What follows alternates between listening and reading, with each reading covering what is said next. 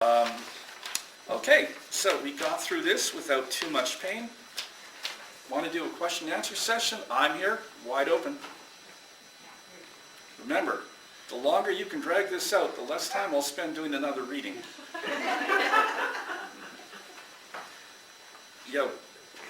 So, not so much about this story, but I've read others of yours where we see people like that who are basically, they have no real power in this world. They're at the mercy of a cold and indifferent universe. And it reminds me a lot of H.P. Lovecraft in some of your stories for people versus creatures and gods. And I was wondering, I understand you have an affinity to Lovecraft. It's inspired some of your work. Can you tell me a little bit about that? Okay, yeah. I think I often write about powerless people or people who are at the mercy of power. Just because so many of us are, we have so little control over our lives. We have, and in this modern society, often I think people feel more like prey than citizens or even consumers. Lovecraft is an interesting writer, much maligned, and sometimes for very good reasons. He was, in fact, a flaming racist. I don't hold that too much against him when you look at the history and the time, and given how horribly, horribly racist all of our ancestors were. And he was a deeply weird guy in some senses, and that really worked against him in terms of, having any kind of a decent life. But I think he still has things to say, and I think that what Lovecraft really put his finger on that other writers really hadn't, and I think that's significant of modern time, is just how indifferent the world is. Lovecraft's horror is about a world in which we don't matter, which is completely and utterly indifferent to our lives, to our happiness, to our destiny. We before Lovecraft, we had these, horror was all about, God and the devil, and we had this idea that there was a God that cared about us, and that there was a devil who was malign and just wanted us for something. And what Lovecraft really said is basically, no, nobody cares. The universe is utterly indifferent to you, and if you could understand just how indifferent the world is, how lost we are in this ultimate sea, you would go mad. And I think that's still powerful. In fact, in many ways, I see Lovecraft as kind of a companion to the existentialists like Sartre or Camus.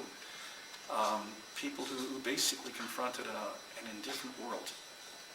So yeah. I think every horror writer has a little bit of Lovecraft in them. And certainly I think he's a lot more influential than we truly understand.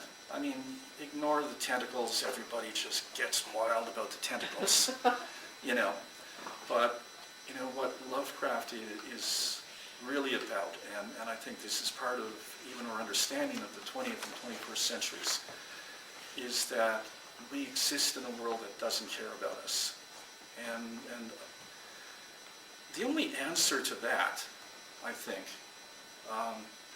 and it was an answer that Lovecraft tried for in his correspondence, but I don't think shows up in his writings, is the only answer to a world that doesn't care about us is that we need to care about each other. So, yeah. Oh, yes, Sharon. Well, you have quite an eclectic array of books and styles and characters and so on. Do you have a favorite story or character or topic? Often that's whatever I'm writing right at the moment. Because even if it's absolutely terrible, and I've written some junk that you're never going to see, while I'm writing it, I'm thrilled with it. There are some stories that I really like. For some reason, Flirting Out Back with the Sasquatch Kid, I love. And there's nothing that happens in that story. Basically, the idea is that the idea is that humans are just immature apes. That for some reason, something goes wrong in our DNA or metabolic wiring, and we just don't grow up. We stay this perpetual adolescent. And I thought, well, what's the kid that, what happens if somebody actually grows up? What happens if a human being actually grows up the way they're supposed to? You know, that the little metabolic trigger doesn't get derailed, everything works fine. What do they mature into? And I thought, well, Sasquatch, a Bigfoot, right? And out of that came a story where there's this family having a vacation, and they're just driving down the road, and they stop at this little museum, roadside museum. They used to see them all the time, called the Sasquatch Kid Museum. And they walk in, and there's the story of Peter, the boy that grew up, the boy that, you know, didn't stop growing, that got bigger and hairier, and he became psychologically and emotionally mature. And he became a full-grown Sasquatch, like 10 feet tall and stuff. And he eventually just walks into the forest because, you know, this world of children that he's living in is no longer of interest. It's no longer meaningful to him. And left behind is his father, whose son just turned into this thing that he can't understand and conceive. And so he's created this museum, and so, you know, there's this family that's going through, the father, the son, and the daughter. And it's a story about loss and transformation and growing up, and holding on to the things you love and letting them go. And I think if I had to pick a favorite right now, that would be the one. It's technically a horror story. It's in Giant Monsters Sing Sad Songs. But, I mean, it's not scary, but I think it's meaningful. There's characters that I have a lot of fun to play with. The drunk, slutty elf, Salvra. A lot of fun to write, hopefully a lot of fun to read. The character from The Mermaid's Tale, an orc with no name, on this journey to becoming human. She starts out monstrous and horribly damaged, and through the novel, she grows and heals. And that's actually a running theme with me. I like to write about damaged characters who are trying to heal. So, anyone else?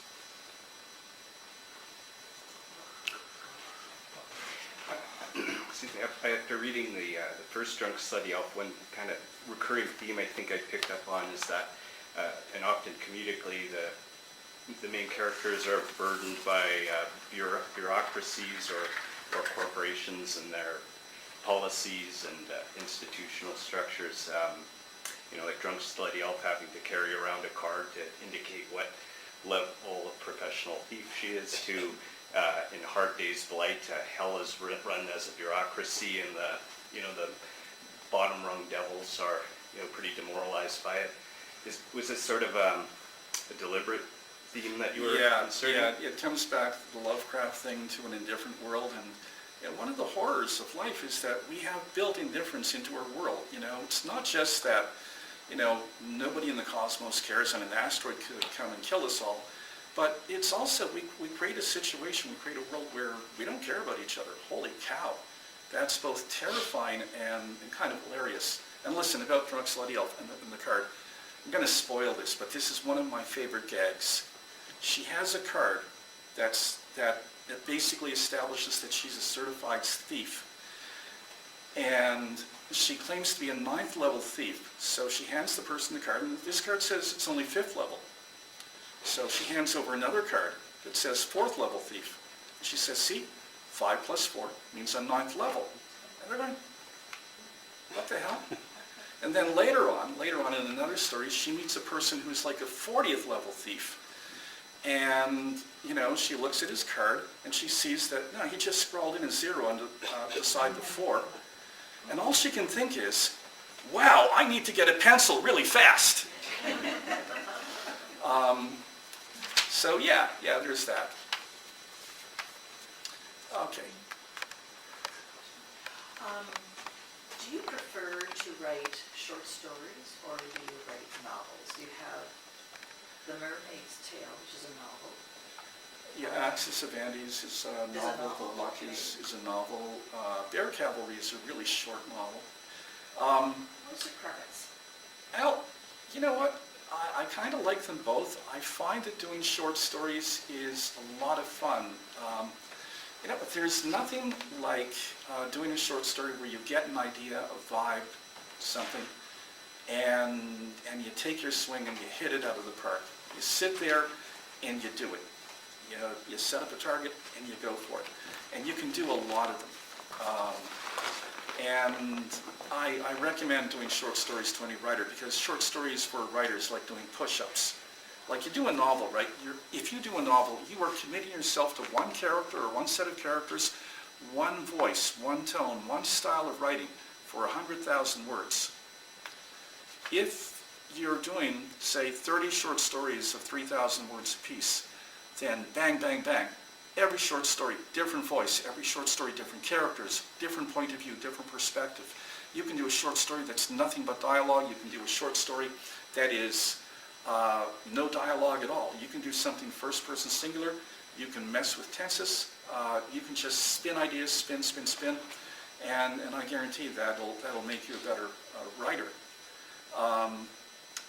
I find that my work is getting longer and more elaborate, and so, there's also an opportunity to just dive deep into something. And frankly, just between you and me, there's not really a market for short stories anymore. Back in the 1950s, the 40s, the pulp era, sure, you could make a living just doing short stories. Now, if you're going to have half a chance as a writer, you got to do novels. So it's 6 of one, half dozen the other. Yep. Blender or pens mostly? I do all kinds of things. One of the first novels I wrote, Bloodsucker, was inspired by Caroline Gray, who's here. She wrote a play called Three's the Shroud. And I asked her, I thought it was a wonderful play, and I asked her, how did you do this? And she said, well, I made a list of all the things I really want to do. Just fun, wacky stuff. Have murder, have a puppet, have this. And then she wrote a play that incorporated all of that. So I thought, that sounds like so much fun, I'll do that. For The Mermaid's Tale and the Luck, I wrote it basically as a quilt. It was sitting in my head, and I just kept filling in pieces until it was done from all over. I had to assemble it a little bit. I did something called Princess of Asylum that I'm trying to market, and that was written in the old pulp style, and that was planned out. And I guess at the other end of the spectrum is the drunk, slutty elf stories. The thing I love about writing those is that I have no idea what I'm doing. Literally, complete pantsing. Because when I'm writing the drunk, slutty elf, I will write a sentence with no idea what the next sentence is. It is completely working without a net. And I'm actually completely astonished that they're coherent at all. But it's a glorious feeling to work without a net. Okay. 2 quick ones. One, definition of pantsing, please. Let's see. There are writers who plot. They work out the story meticulously from start to finish. They have an outline. They have a blueprint, and then they follow that blueprint more or less. A quilter is a person who sort of has a blueprint, but they kind of go back and forth. And Right. a pantser is somebody who flies by the seat of their pants. Okay. Yeah. Now, what do you think? You actually raised an interesting contradiction that, I hadn't heard it quite versed that way before, and that the short story is a sort of kind of a fading out form for writing, whereas the novels are the ones that will get you success. But how do you rectify that with the well-known phenomenon that people's attention spans are getting smaller and smaller? So you would think the short stories, which don't require as much of a commitment, would be raising in popularity as opposed to the novels that you have to stick with it for all these pages. So how can you... You know what? I think about that, and I was kind of hoping. There was a period of time last year when I was thinking about doing audiobooks, which are big. Audiobooks are actually exploding. Right now, they're, I think, sales of about 10, 15 billion, and they've gone from basically a few million in like a few years. And so everybody in the publishing industry right now is completely excited about audiobooks. I thought about doing one, and my idea was that I would do short stories as audiobooks, because I thought, hey, like a full-length audiobook, that's like 8 frigging hours, right? Who's listening to these things? But there doesn't seem to be a short story market for audiobooks. There doesn't seem to be a lot of short story markets. And honestly, I don't know where things are going. I'm concerned that with the change of technology and people's diminishing attention spans, and with things like gaming that have really exploded and taken over and created a giant section of their marketplace, I'm starting to wonder if the novel itself as a form may be on the way out. That we are going to be processing written media in completely different ways. One of the things, for instance, that I'm starting to see the last few years that we've never seen before is drabbles, or things like drabbles, 100-word short stories. There are people who talk a lot about them. There are Drabble contests. People publish Drabble anthologies. For myself, I can't even imagine that. You know, for me, a really short story is maybe a few hundred words to get the point across. This one I did with Roxanne is 1,200. The one Scott's going to do is 900. That's about as short as I get. A 100-word short story or a 50-word short story, that's not a story. That's a fart, for God's sakes. But it's a thing, and so maybe I'm missing the boat on that. I think You can do those too. Yeah, Just yeah. think how many you can do. Flood the market. True, true. this is not so much a question, it's a comment. Do you find a lot of people, I found that a lot of people read my stories and they came at them from gaming. And I think people who do that don't, they miss parts of what I think of as conventional story construction. They don't understand unreliable narrators, for example.